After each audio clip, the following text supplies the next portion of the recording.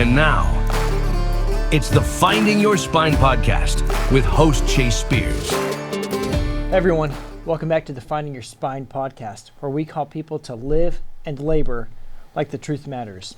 I'm in studio today with Daniel Knick, all the way in from North Florida this morning. Man, I appreciate you making the flight and getting up here to share your story with us in person. I'm honored to be here. Yeah, it's really neat to just be a part of this podcast, and I feel privileged to be here with you. Yeah, so well, I feel privileged to be with you too. You've got a really neat story, a really neat theological underpinning that kind of helps to frame it in a unique way, and I think it'll be really valuable to everyone who's listening. Yeah. You start off in the Air Force.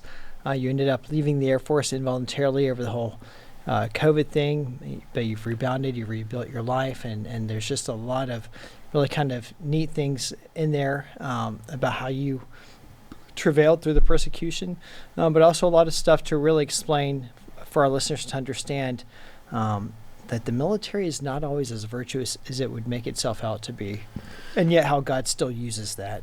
Yeah. I actually, so I was a voluntary SEP.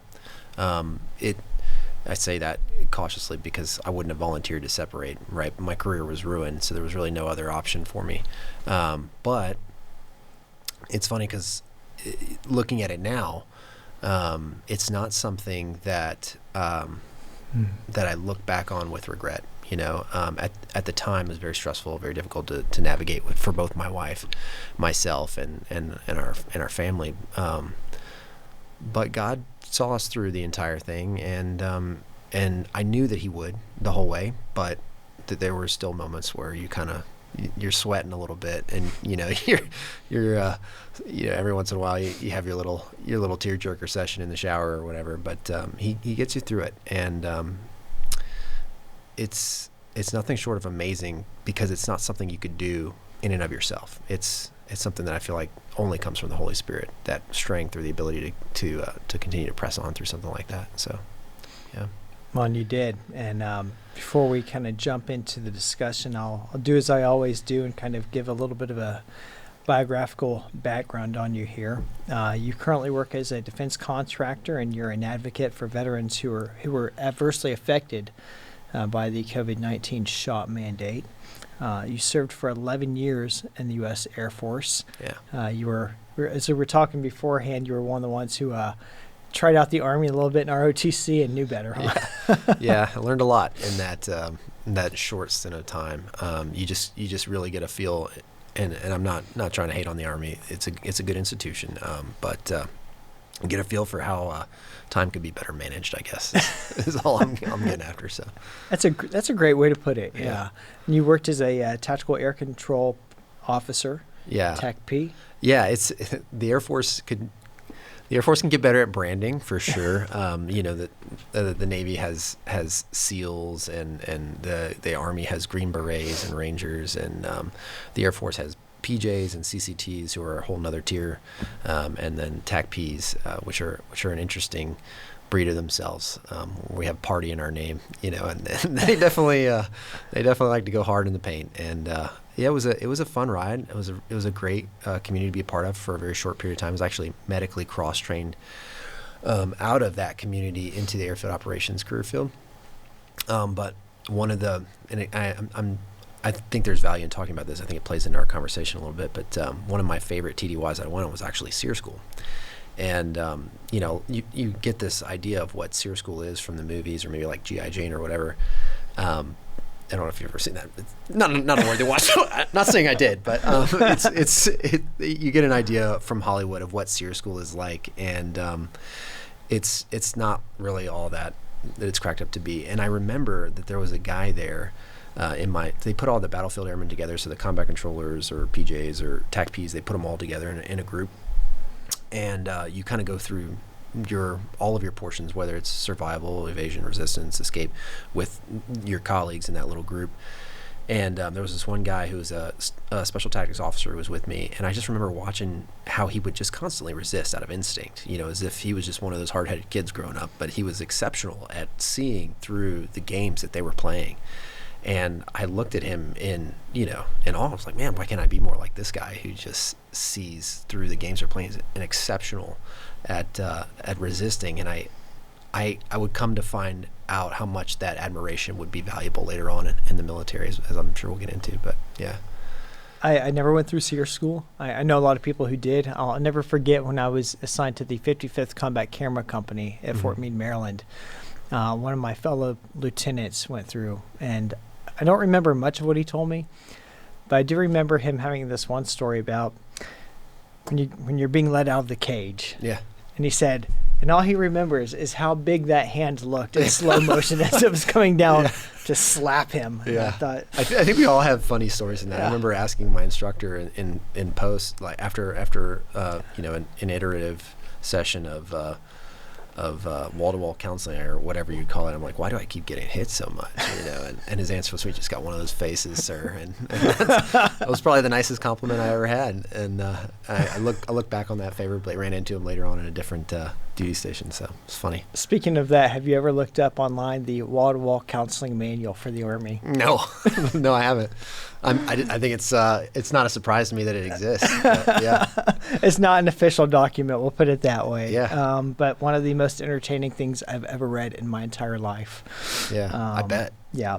I can only imagine. I'm going to have that in the back of my head and try not to be laughing through the rest of this interview, now remembering some of it. Yeah. But yeah, you served in places like in Texas. You were at Fort Hood and MacDill Air Force Base. You even went to Korea, served a tour there at Osan Air Base, which we'll get into a little bit more. Like me, like a lot of other people, you had concerns about the whole shot mandate that came down in the era of COVID. You went through the process that regulation and law allows to try to look at it closer, to request exemptions. Those were denied. You ultimately had your promotability taken away from you, and ended up having to curtail your career much, much earlier than you planned. And then but you got a lot of press out of this. Like this was covered. I found you were covered nationally.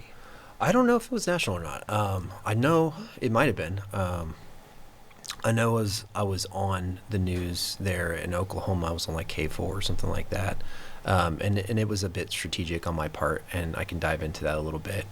But basically, I kind of had a feel that I was going to get, my commander was going to just do what he does as a commander, and he was going to give me a letter of reprimand for not complying with an order, basically is the way he looked at it. And I had talked to a friend of mine, and if you're watching this, Blund, I'm thinking about you, appreciate you. But he was like, well, man, why don't you just, if he does it, go on the news. And he was That's a good friend. Yeah. And I was like, that's a really bold move.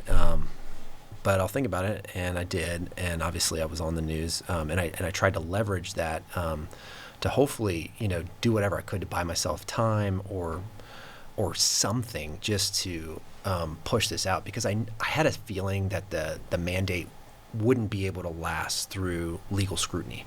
I had a feeling that it wasn't going to work out, because it just didn't seem like it. It didn't seem like it could stand up to lawfare, if you will, and lo and behold, it did. So by going on the news, a friend of mine reached out to me, and he was like, "Hey, I'm actually from Cuban heritage, and he knew that I was Cuban. He was like, "Hey, I just so happen to have this, quote, kick-ass Cuban attorney. You wanna talk to him?" And I was like, I mean, I can't afford an attorney right now, certainly not to fight this. And he's like, no, I got you. And he subsidized the entire lawsuit that I filed against both my commander and Lloyd Austin, the Department of the Air Force, the whole thing. And that I believe that God used him to do that. I mean, that was a pretty bold move on his part too. And I think the whole thing was something that God was using the entire time. I mean, I can take my speculations as to what God was using it for, but it didn't get easier just because all of those things happened. I mean, I remember after I went on the news, I was, you never want to look at the comments section on social media about stuff, but I went on the news, and my wife is in the comments section, and she's such a sweetheart, and she's reading through it, and of course, there's criticism coming my way, and it's like, most of the time it's centered around like, what is he doing? It's very selfish. He's jeopardizing his ability to provide for his family. What does he not care about his family? And of course, and she's very strong-willed, critical thinking type, so those things never get in her head. But those intrusive thoughts become a thing, and you begin to start to wonder, like, what do other people perceive about this? And it hurts a little bit, because whether those people or not, it's not positive feedback you're getting. Yeah. And even if in your heart you believe it's something that's positive, So yeah, the comments can be brutal. I've got some personal experience on that. But speaking of your family, you're happily married to your wife of how many years now? Yeah, my wife and I, it'll be 12 years in September. We've been married. I met her when I was actually at the TACP schoolhouse there in Hurlburt. And I met her at church, and I would go to this church, Destiny Worship Center, there on the Emerald Coast on the weekends, and I went to a small group. It's almost like a singles group. It's intended to kind of like, put Christian-minded couples together, and we'd hit it off, and a few months later we were engaged, and now I've got 5 kids, so obviously it's, went well. So what a blessing! Yeah. What a blessing. Really I've got 5 kids myself. Yeah. And Isn't it a blessing? Yeah. Oh, it's so amazing. Yeah, all their little personalities, and and how God just uses them to change you in a way that you would never imagine, in a good way. He does. He really does. Yeah. And so y'all are enjoying life down there on the Emerald Coast in the free state of Florida, and you were also a graduate of the Virginia Military Institute. Yeah. I don't know how many of them are very excited to see me on a podcast talking about my civil disobedience of sorts, but I'll get over it. Yeah, I don't really care anyways, but I'm sure they'll notify me that I haven't generously donated in years. So, but I enjoyed VMI. I thought it was a great school. I was very proud of it when I graduated at that time. Throughout COVID, it took a turn. After General P, the superintendent, left, it just wasn't the same. They got rid of the Stonewall Jackson statue.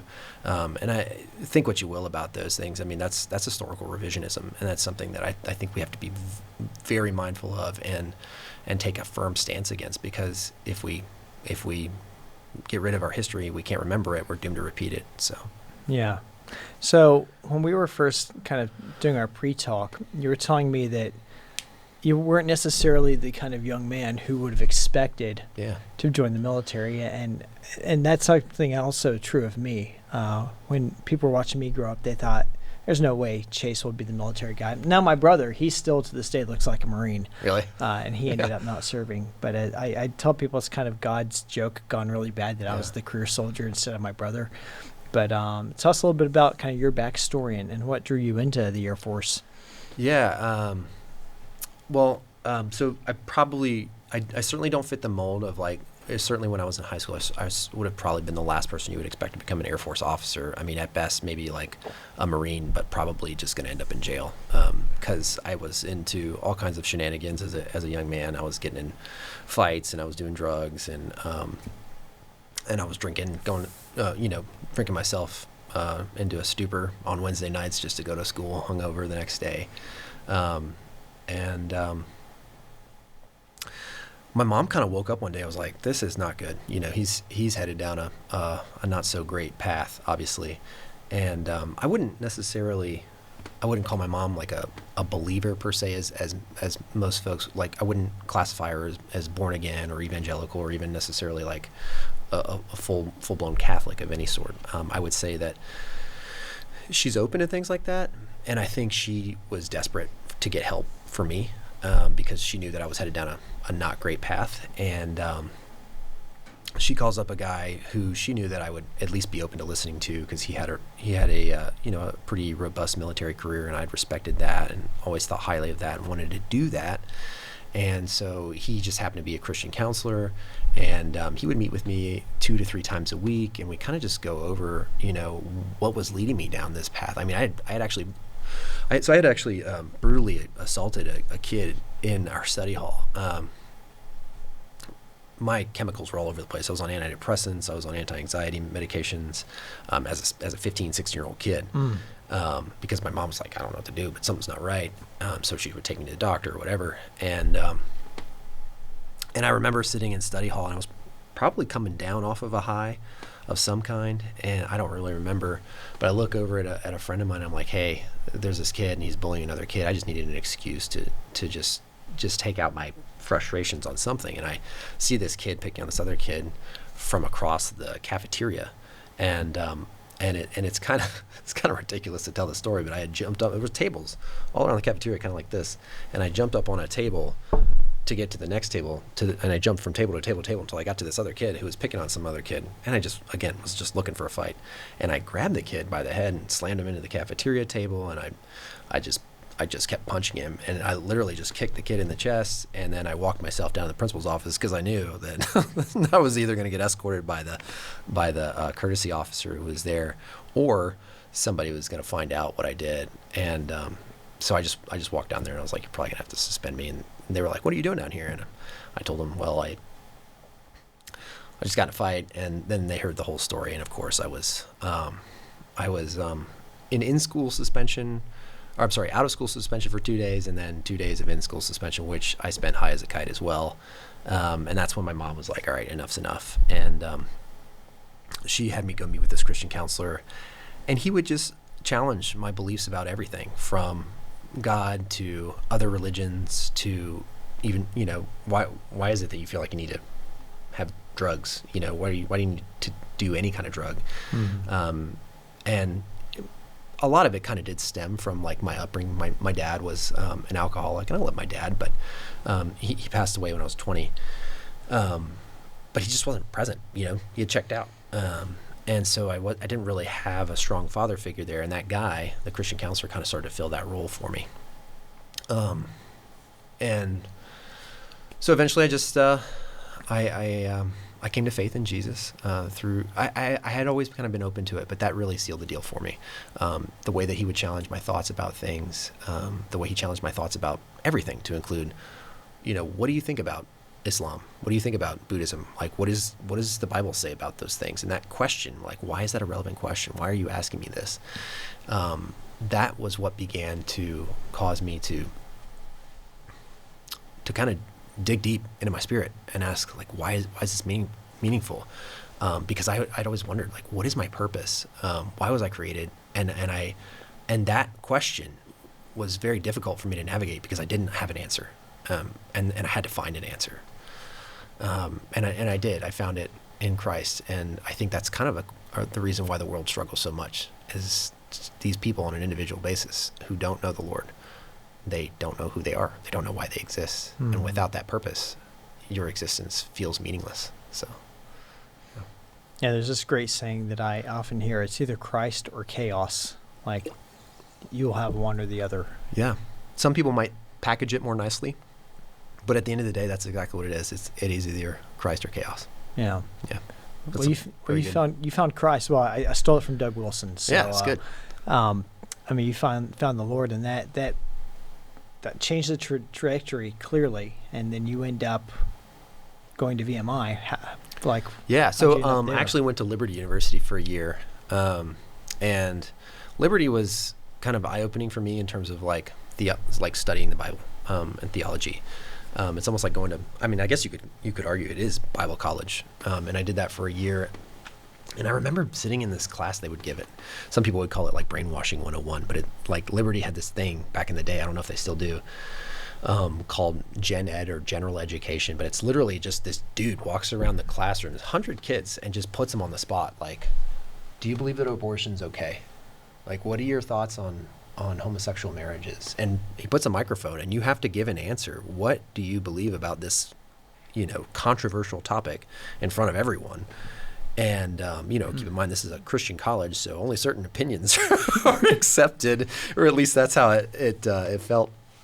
And those kinds of questions being asked and being put on the spot began to really make me think about what the Bible says. Always be prepared to give an answer for why it is you believe what you believe. And I think that kind of conditioned me to be prepared to go to VMI, which is, it can be a little bit of a dark place. It's certainly a little, or at least back then, very much a boys' club. It was less than 8% female, so it was very much a dude fest, if you will. And guys can kind of get dark when they don't have the Lord, and especially in that environment where it's just heavily cynical all the time, constantly being hazed, that kind of thing. So, yeah. So you finish up there, you end up in the Air Force. Yeah. Last place I would have ever guessed that I would have ended up. I certainly didn't see that coming. But I had met some people when I was at VMI, and they were like, because I thought I was gonna go be a Navy SEAL. I grew up with asthma, right? So it's a far stretch, but I'm gonna try, right? I'm gonna reach for it. And I met some folks there. One guy, I'll never forget him. His name was Karsten Bloomstrom. And he was a solid believer, and I looked up to him a lot. And the things that guy could do in the water, man, he was like a fish. And he was going on to become a combat rescue officer. And I was like, well, what is this world of special warfare in the Air Force? And I was intrigued by it, like, what, the Air Force has those kinds of things too? And so I tried to medically qualify to become a combat rescue officer. And they're like, buddy, that's cute, but you got asthma, get out of here, But they would let me become they called it at the time an air liaison officer, basically like a tactical air control party officer. And I could meet the qualifications for that career field. And so I went that way. Didn't really know what it was, but I knew it was better than being a logistical readiness officer. And I was like, I'll definitely go that route. And so you go through this week-long course. It's funny because, like, I'm literally just doing this to escape being a logistical readiness officer. And I'm just getting my junk kicked in for a whole week long. You don't really sleep the whole time, and they're just pounding you in the ground and constantly assessing your ability to lead. And you're with your peers, and it's a bunch of other would-be officers, and it's just heavily high stress environment, and they're waking you up in the middle of the night, throwing with flashbang grenades in your tent and stuff. And but to me that was way better than being a logistical readiness officer. And so I loved it, or at least my introduction to it. I actually barely got selected, to be honest with you. They saw me, I did a 4-mile ruck march, and I was starving because I didn't know how to prepare for those kinds of things. And like, you have what I perceive to be a very fast timeline you have to meet. And I'm starving because I didn't eat properly, and I slammed like a bag of M&Ms as soon as I get to the finish line. And I didn't know it, but there was like a general officer there who was kind of like watching all of us, and he just gave me the rundown of like how selfish I was, for eating M&Ms at the end of that ruck march. He's like, you should be cheering on your brothers. And so that was my introduction to being a TACP officer. But yeah, it was a great time. And yeah, I went from VMI to Fort Hood. And then, so the way that worked was you go from duty station to TDY. So I went from Fort Hood immediately almost to the Tactical Air Control Party selection. So it's like the enlisted folk don't go through a selection per se first, but the officers do, and then they go and attend the kind of selection, or at least at that time, of sorts. And that was only a week long back then, and now it's even longer. I don't know what they've done. And then you go from there to the apprentice course, and that's the long haul, and that's where I met my wife. And then your other subsequent TDYs from there. So yeah. I remember our TACP guy. So I did 36 months as a infantry brigade combat team public affairs officer. So up in Alaska, a parachute unit, and of course we had TACPs integrated with us, and the services have their rivalries, and the Air Force talks trash about the services, and the Army talks trash about the services, and the Marines talk trash about everybody, right? And of course, I don't think I'm telling you anything you don't know. From the Army's perspective, we look at the Air Force and we think, oh, they're a little soft. Yeah. A little soft. Except those TACP guys. Those dudes look like Rangers to us. I mean, they're a different breed. They were a lot of fun to watch. They were a lot of fun to hang out with. Senses of humor that could not be shaken. And whereas the rest of us kind of endured field exercises, they seem to thrive off of them. I was like, this is a different breed of guys.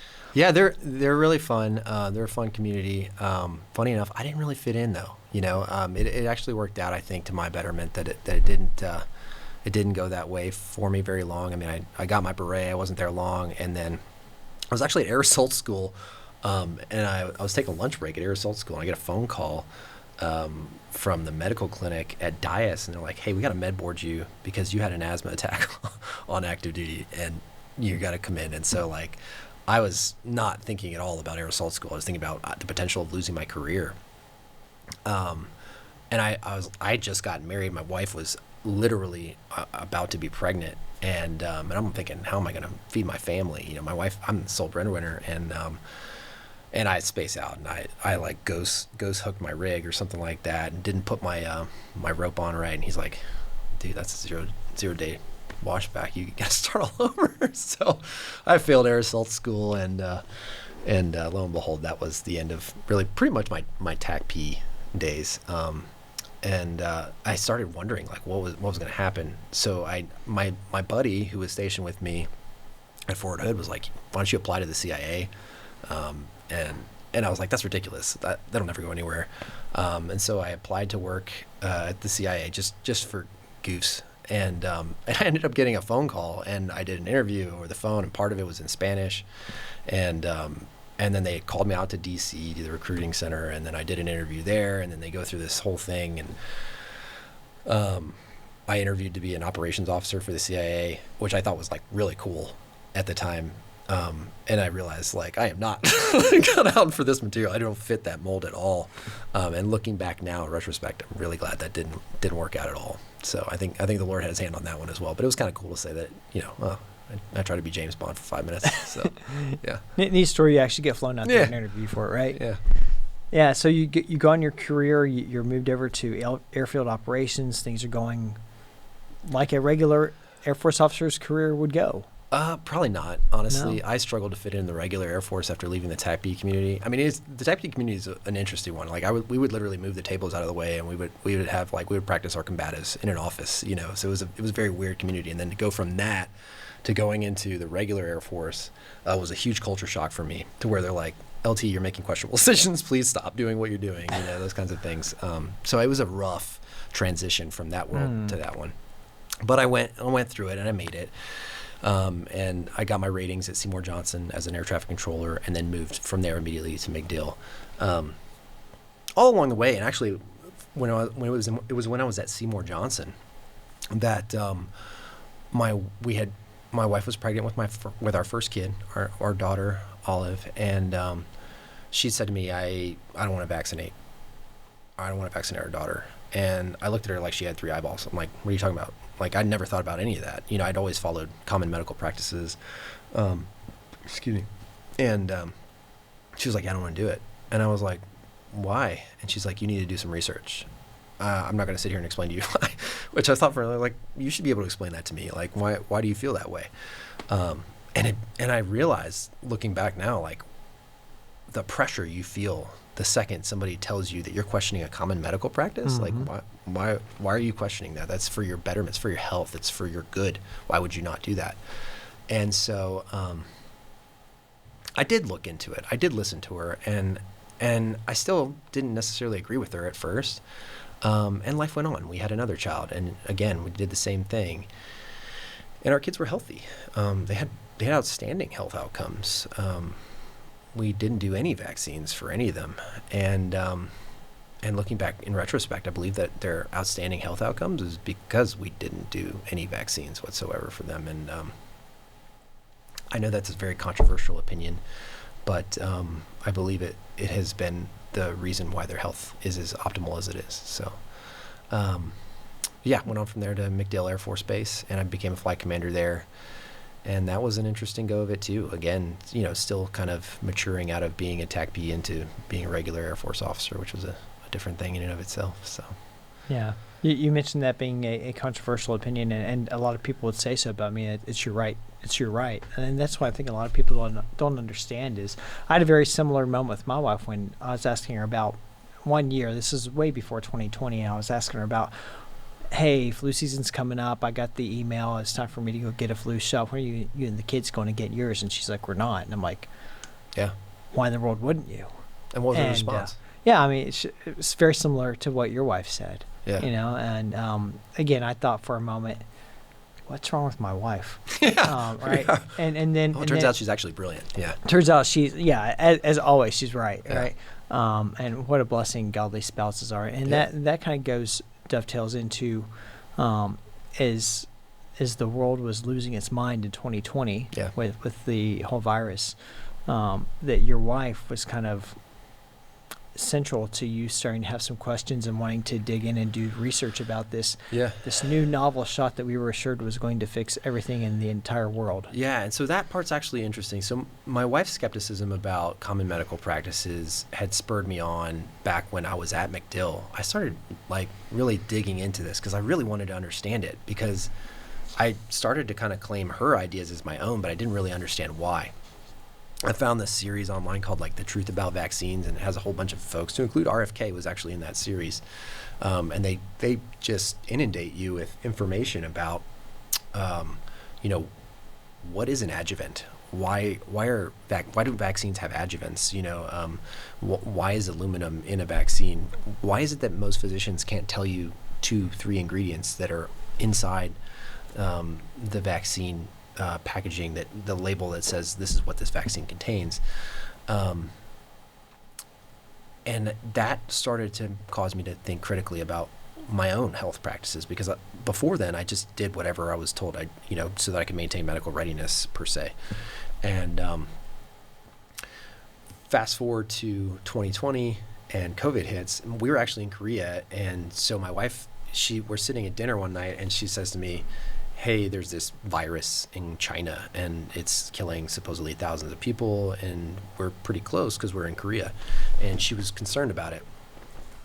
And from the moment those words left her lips, I knew instantly, I was like, this is not going to stay put. It's going to spread globally. And they're going to use it to to basically coerce people into a forced vaccination, a mass forced vaccination. And of course that's what happened. But I didn't arrive at that conclusion from, my intellect. I'm not exactly a smart guy, but I can say that, I do believe it was the Holy Spirit that led me to that conclusion. And I know that we kind of talked about this to some extent, and I want to be respectful of the time, but, it was a dream that I had when I was actually at VMI, that was very end time centric, that made me think about this because, and I didn't understand that dream at the time, but the dream I had, I'll just go ahead and tell you. So I was standing on the back porch of my home that I grew up in Virginia, and it's a very overcast day, ominous feeling in the air. It looks like it's going to rain. I look off in the distance, and there's this valley, and there's a bridge connecting one side of the valley to the other, and the bridge appears to be decaying. And in the middle of the bridge is a man who looks like he's either hanging by his neck or something. I can't tell, but I can tell he's not in good shape, and he's either going to die if he isn't already.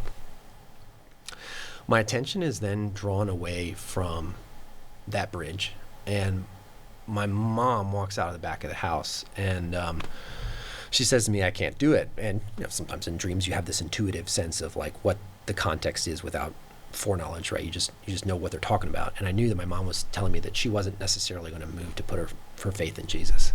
And I said, well, you got to. And she said, I can't. That was the second time. And I said, you're running out of time. You need to do it now. And there was this heavy urgency in my spirit about it while I'm telling her this. And this dream it's more real than reality. It's more real than this conversation I'm having with you. It's tangible. The smells, the taste, it's all there. It's almost as though I was there physically. And the third time she says to me, I can't, I knew that was her telling me I can't put my faith in Jesus. And then the whole scenario changes. I hear this deafening noise, and I'm covering my ears. My eyes are rolling back in my head because I'm in so much pain from this noise that I'm hearing that won't stop. And the noise stops, and then I kind of I regather myself. I stand up, and then all of a sudden I'm kind of sacked, and like you would see on an NFL clip, like greatest hits, that you watch on YouTube. These people just get sacked, right? And I'm looking down, and it's this huge creature, and his arms are translucent and huge muscles, whatever.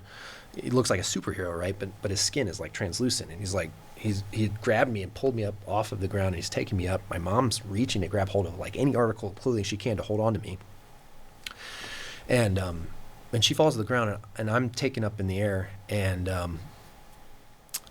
I hear the most beautiful music I've ever heard. I can't to this day, I can't explain it. I can't tell you what it sounds like. I just felt like I knew what it was. I was like right outside of heaven, but I wasn't in it, and I could hear it from the outside, and it was amazing. And I woke up and I was livid because I didn't want to be back on earth.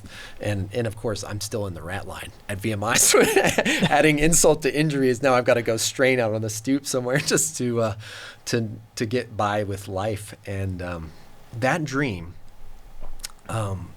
came back to me in 2020 because I remember when I was back at Liberty and I would read about, what is pre-trib, what is post-trib, what is mid-trib, what are these theological dispositions that certain Christians hold about end times theology.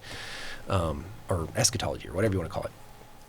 And I wanted to know, because I thought the vaccine, well, maybe it could be the mark of the beast or something. Retrospect, obviously not the mark of the beast, thank God, right? But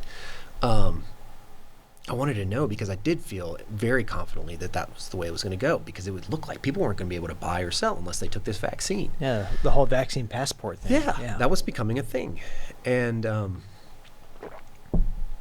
And so I began to just delve into it. And when you're in quarantine, you got nothing but time, right? It's like jail. And in Korea, even more so, because it's extremely draconian. The Koreans take that very seriously. And certainly when you're an American in Korea, you're a guest, right? So you don't want to break the rules per se, certainly not when you're in the military.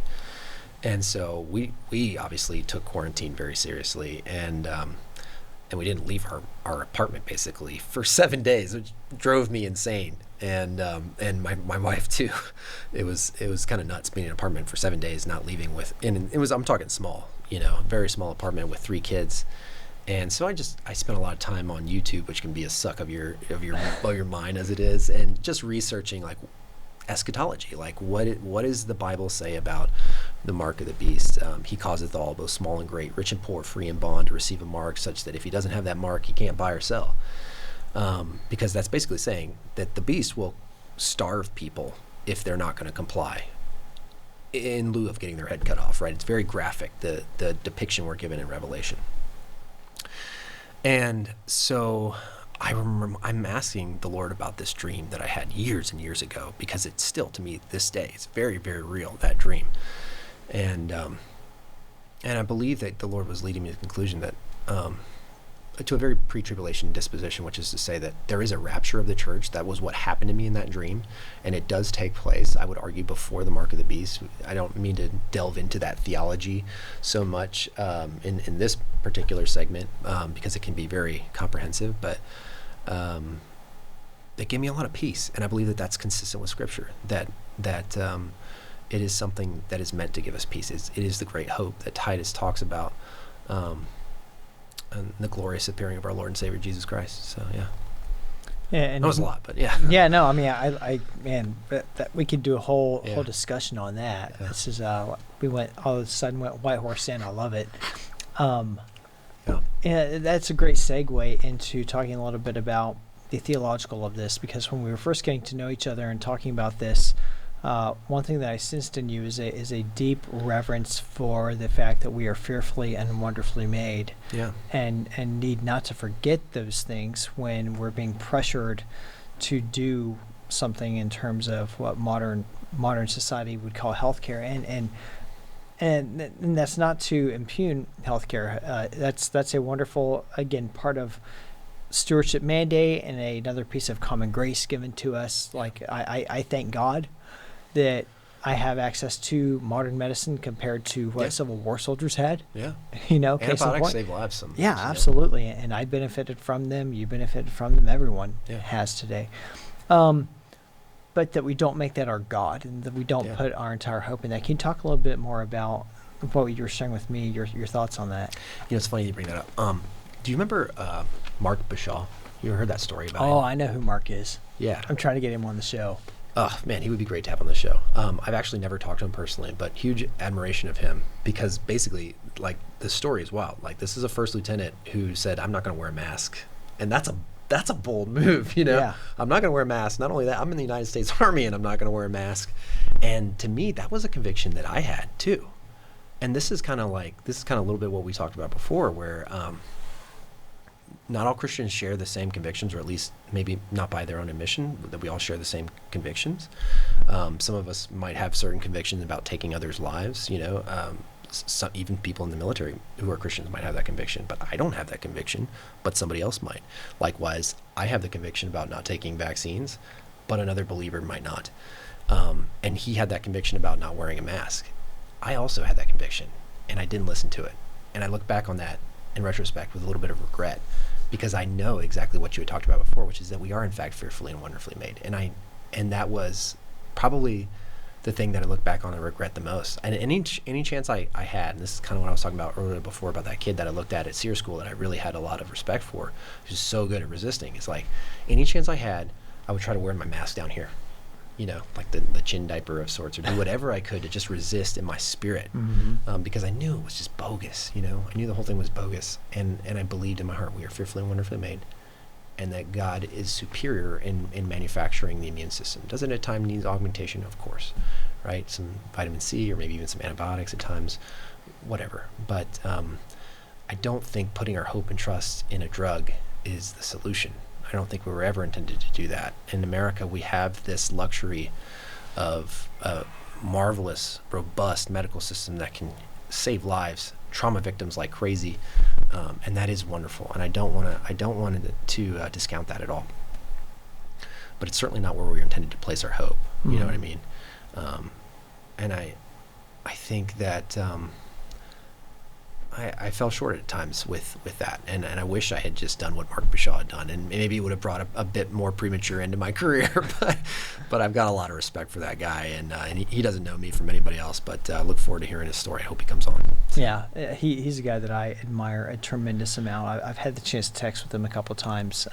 Just a guy who I look back to how I handled all of this in the military, and I think to have, at that point in time, he's next level. Had what Mark Bashaw had, next level resolve. But you know what's funny is that I guarantee you that there are people who think that same thing about you, or they might think that same thing about me, or whatever. I'm not saying that they do, but there were people that I talked to after the fact, in retrospect, that said, "Man, I wish I had just stuck to my guns.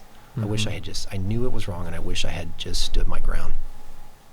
And I just want to encourage those people. It's like, look, it was a test, and I'm thankful that it played out the way that it did for me, but it's okay. There's another chance. There's plenty of opportunity for chances for courage.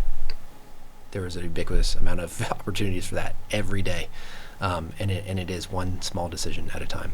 And I'm not saying that I make those decisions right all the time. Obviously, I don't. But I'm really thankful for the grace that we have to keep going. And I think you bring up a good point there. Like when we don't, we're not stubborn about this. We don't just say, "Oh, the man's telling us to do this, so we'll do that instead." Like when you decide to take a stand, it's because when you decide to take a righteous stand, it's because it's righteous. And I think a lot of people have a hard time getting outside their heads and realizing this isn't just about me. It's just not just about you as an individual. It's about the other people watching. Right. Yeah. It's about the example you're setting for your children, for your spouse, for your subordinates, for your peers in the church. Like the ramifications go so much wider than the individual. I mean, like you mentioned, Mark. How many people have been encouraged because of Mark? How many people have been encouraged because of Rob Green? Yeah. Right. How many people have been encouraged by the whole host of people? And there's so many that have come out of this movement in the military. It's like, man, it's a shame because there's some really strong people that we needed in positions of leadership, and we needed to keep those people in the military. Jordan Carr, John Frankman. There's so many of these great people that came out of this whole movement, and I'm thankful that I've gotten to know them. But man, I would love to have those people back in our military. Yeah, me too. I don't personally want to go back, but I'm going to ask you about that in a minute. Yeah. So you had concerns. We'll kind of speed up here a little bit. You expressed concerns, and you were told, "Hey, if you don't want to take it, you can apply for voluntary separation." Is that right? Yeah, that was bizarre. Literally, just a few days after I had submitted my religious accommodation, I was told, "Hey, you basically need to go resign, go volunteer to separate in MILPIDS, or the Air Force's military whatever administration system, or you're going to have a greater chance of suffering some sort of adverse action, LORs, Article 15, whatever." And I'm sitting here going like, dude, my religious accommodation hasn't been adjudicated yet. I haven't even got my appeal back. And my commander's like, good luck, kid, like go figure it out. And so I did, because I knew that this was the way it was headed anyways. So might as well just get it over with. And I didn't have a conviction about staying in the military. I know that you've had some guests on that do, and I'm thankful for those people. But for me, I knew that God was going to provide one way or the other, inside or out of the Air Force. And I wasn't in love with being an airfield operations officer. It was a good career, don't get me wrong, but it wasn't everything that I had wanted in life. And I enjoyed being a dad and raising my kids, and that's what I wanted to do. So, yeah. It did come to an end pretty quickly. Yeah, so I mean, because you applied to get out, and they denied it. Yeah, that's right? the funny part, is I applied to get out by their direction, and then they wrote back and said to me, well, you have a career field that is critically low in manning or something like that, and oh, by the way, you have a lengthy service commitment, which, I mean, I had 14 months. In 2 months, I can, without issue, volunteer to separate. And they said I had a lengthy service commitment. I'm like, I'm 2 months away from hitting the button to get out of here anyways. Like, why are you calling that a lengthy service commitment? That doesn't even make sense.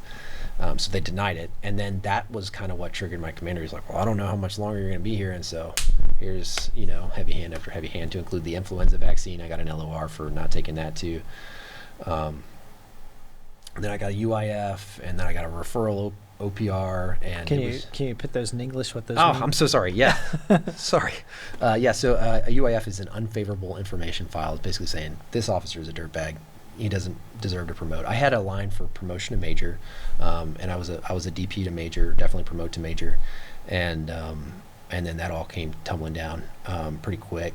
I got an LOR for refusing to take the COVID vaccine, and then the next order of discipline I got was an unfavorable. No, actually, it wasn't an unfavorable. It was a withdrawal of my promotion to major, and then after that was a unfavorable information. No, I'm sorry. It was a LOR for refusing the flu shot, and I'd filed a lawsuit immediately after the LOR for not taking COVID, and that was an interesting thing too, because I remember my commander, just the weird, awkward relationship that then existed when he gets a document that says, hey, you have a subordinate that just filed a lawsuit against you. It was just strange going in the office every day, seeing this guy.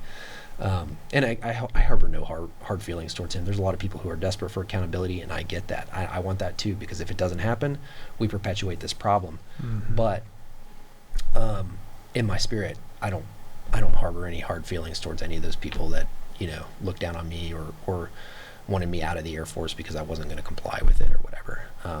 I believe there's plenty of forgiveness for everybody. So, yeah. But still, the irony of they say, hey, this isn't going to work out for you. Apply to get out. You apply to get out. They say, no, you're not allowed to get out. Very much jerking you around. We're gonna hammer you and hammer you and hammer you and hammer you and eventually force you out. Yeah, and that's what it is. And it's so much of it. It's like you're a cog in the machine. So it's not like the machine is intended to like manipulate you in such a way to make you just hate your life, but that's what happens because the machine doesn't care about you, and it ended up being okay. The Lord blessed us. We live a great life where we're at, and He's provided for us every step of the way. It was very hard living in a 1,000 square foot home with my mother-in-law, my dog, and my 4 kids and my wife, swinging a hammer, working construction, trying to get us out of there, and that was awful. But through that whole thing, God showed me so much about His faithfulness, and that He never leaves us. And even when it feels awful and you feel like you're Joseph 2 years in prison and this is never going to end, He comes through, and it's going to be okay. It's interesting that all that they threw at you, but clearly they don't think you're a criminal. They gave you an honorable discharge. Yeah, that is kind of awkward.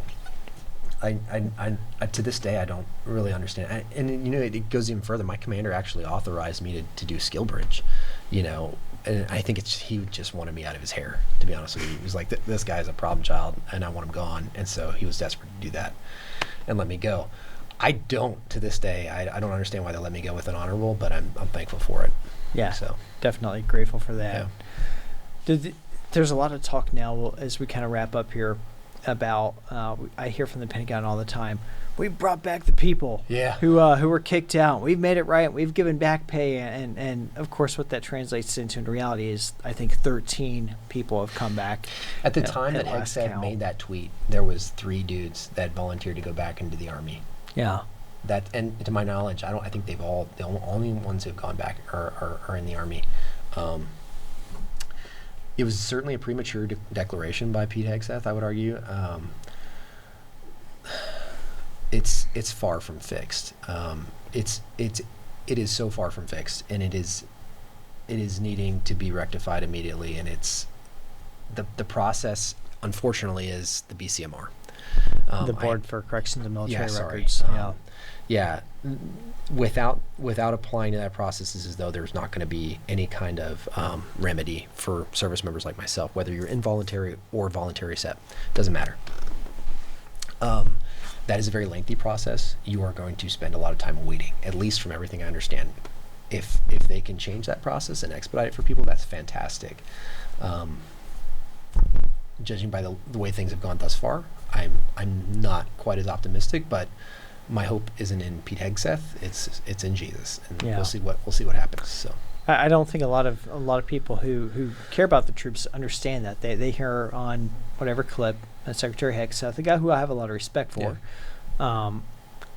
but he's saying these things, and they don't realize, like, no, the onus has been put on the troops. Yeah. You have to go through. You have to appeal to this board, and these boards are not friendly. no, They are not friendly to the troops at all. certainly and if you don't they're- have representation by a lawyer, Yeah. And so it's just, I gotta ask, have they reached out to you? No one has reached out to me. I did seek counsel both through Dale Sarin and Davis Younts. I am very grateful for both of them. I think they're working hard to do good things for folks in my position, and I think there's going to be a good outcome eventually. But it's not going to be without a whole lot of labor on their part. I'm already just incredibly impressed with the work of Davis Younts. And He's everything. amazing. He is. I'm so glad that you had him on the show. I really enjoyed that episode. And I'm thankful for men of faith like that, and that they're doing work like this. So it's great. Yeah, that man is definitely fighting in the trenches for us. Yeah. Yeah, for such a time as this. I think I know the answer. Would you even consider going back? Yeah, no. Yeah. Life's pretty good for me. My wife and I and my kids, we drive on the beach there in Grayton Beach there on 30A almost every weekend, and I wouldn't change it for the world. It's a good life. Our kids enjoy it. And I just don't want to change. I love serving my country, but like you said earlier, I think one of the best ways you can serve isn't necessarily always in uniform. It's just a heart that's committed to serving other people every day. And I think that's where I'm at. So, yeah. Well said. Well said. Last question. Anything that you would offer to anyone else who's out there in a similar position?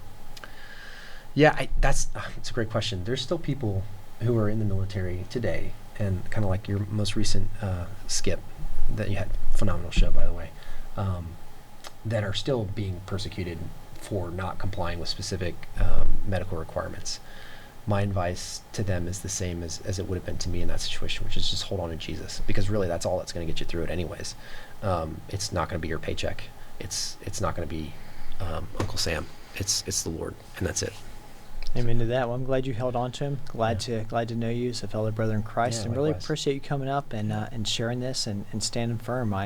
This has really been a lot of fun for me. Yeah, me too. I appreciate it. Thank you. Of course.